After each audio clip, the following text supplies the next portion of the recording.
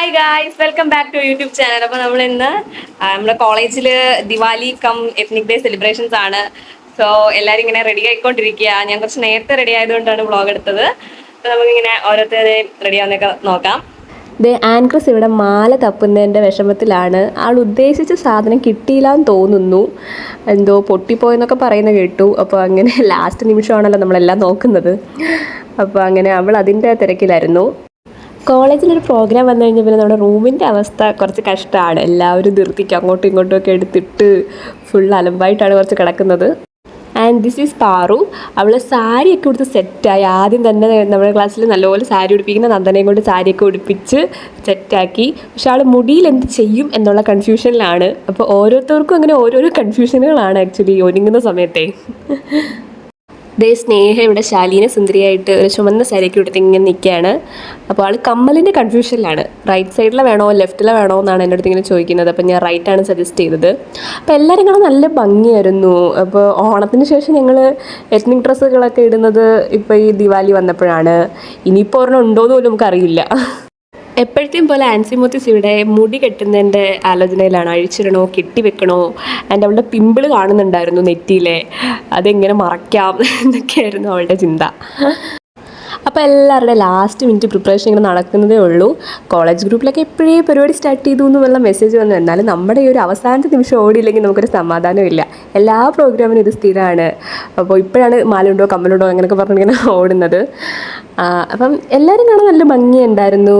And ഇതൊക്കെയാണ് നമ്മുടെ hostel ലൈഫിലെ മെമ്മറീസ് എന്ന് പറയുന്നത്. എല്ലാവരും അങ്ങോട്ടും ഇങ്ങോട്ടും സാരി ഉടുപ്പിക്കുന്നു, അല്ലെങ്കിൽ എന്താ സജഷൻസ് പറയുന്നു, അങ്ങോട്ടും ഇങ്ങോട്ടും ഓർണമെൻറ്റ്സ് ഇതൊക്കെ കൊടുക്കുന്നു.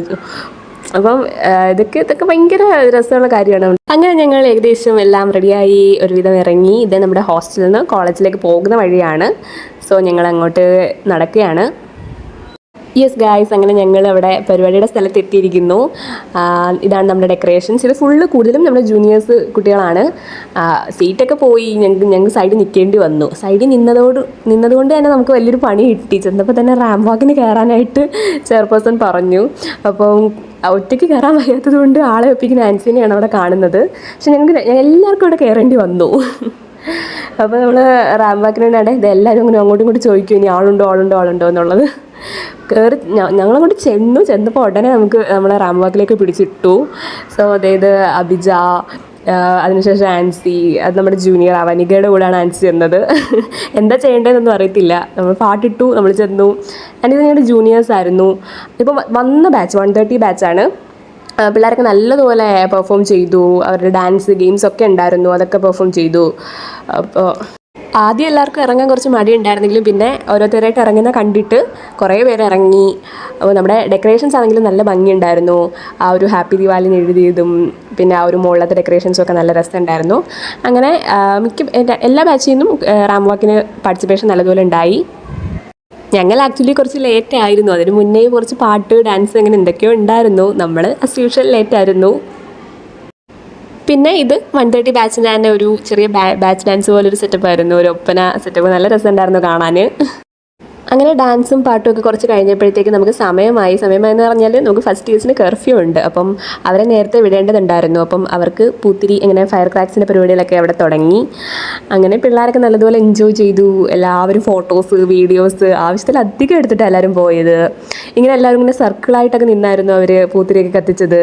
ഞങ്ങൾക്ക് സത്യം പറഞ്ഞ് നൊസ്റ്റാൾജി വന്നു. ഞങ്ങൾ ഫസ്റ്റ് ഇയർ വന്ന സമയത്തുള്ള ആ ഒരു എക്സൈറ്റ്മെൻറ്റ് എല്ലാവരുടെയും ഫേസിൽ നമുക്ക് കാണാനുണ്ടായിരുന്നു. നല്ലൊരു ആക്റ്റീവ് ബാച്ചാണ് ജൂനിയേഴ്സ്. ഇത് ആക്ച്വലി അവരുടെ പരിപാടിയായിരുന്നു. നമ്മൾ സൈഡാണ് ഇവിടെ. നല്ലപോലെ കുറേ പടക്കവും കാര്യങ്ങളൊക്കെ ഉണ്ടായിരുന്നു. നമ്മുടെ കുരവപ്പൂവായിരുന്നു മെയിനായിട്ടുണ്ടായിരുന്നത്. കുറേ കുരവപ്പൂ കത്തിച്ചു.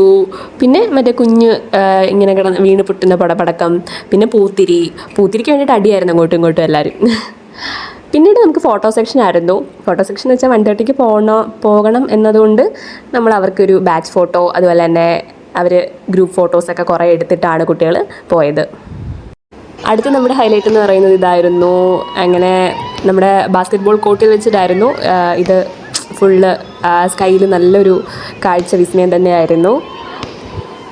ആൻഡ് ഇത് നമ്മുടെ ഡാൻസ് ക്ലബിൻ്റെ ഡാൻസ് ആയിരുന്നു. എല്ലാ കോളേജിൻ്റെ മിക്ക പരിപാടിക്കും ഡാൻസ് ക്ലബിൻ്റെ ഒരു ഡാൻസ് കാണും. അപ്പോൾ അവർ ഒരു ദിവാലി വൈബ്സ് സോങ്സ് ഒക്കെ വെച്ചിട്ട് നല്ലൊരു ഡാൻസ് പെർഫോമൻസ് തന്നെ കാഴ്ചവെച്ചു. ജൂനിയർ പിള്ളേർ പോയപ്പോഴത്തേക്ക് പിന്നെ ഞങ്ങൾക്ക് അവിടെ ഇരിക്കാൻ കുറച്ച് സീറ്റൊക്കെ കിട്ടി. അങ്ങനെ നമ്മൾ അടുത്ത പ്രോഗ്രാംസ് ഒക്കെ കാണാൻ വേണ്ടിയിട്ട് സീറ്റ് ഉറപ്പിച്ചു. സോ ഇതെല്ലാം ബാച്ച് ഡാൻസസ് തന്നെയാണ്. പക്ഷെ ഞങ്ങളുടെ ബാച്ചിന് ഡാൻസ് എടുക്കാൻ പറ്റിയില്ല കേട്ടോ.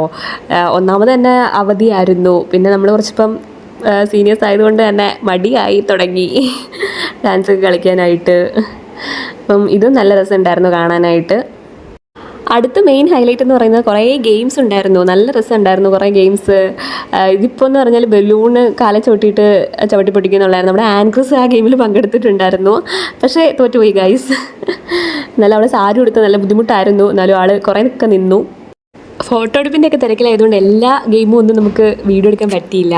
പിന്നെ ഞങ്ങൾ സ്വീറ്റ്സ് ഒക്കെ കഴിച്ചു, ഡാൻസ് ഒക്കെ കളിച്ചിട്ട് അങ്ങനെ പ്രോഗ്രാം അവസാനിച്ചു. അപ്പോൾ വീഡിയോ ഇഷ്ടപ്പെട്ടെങ്കിൽ എല്ലാവരും ചാനൽ സബ്സ്ക്രൈബ് ചെയ്യുക, ലൈക്ക് ചെയ്യുക, ഷെയർ ചെയ്യുക. Bye bye.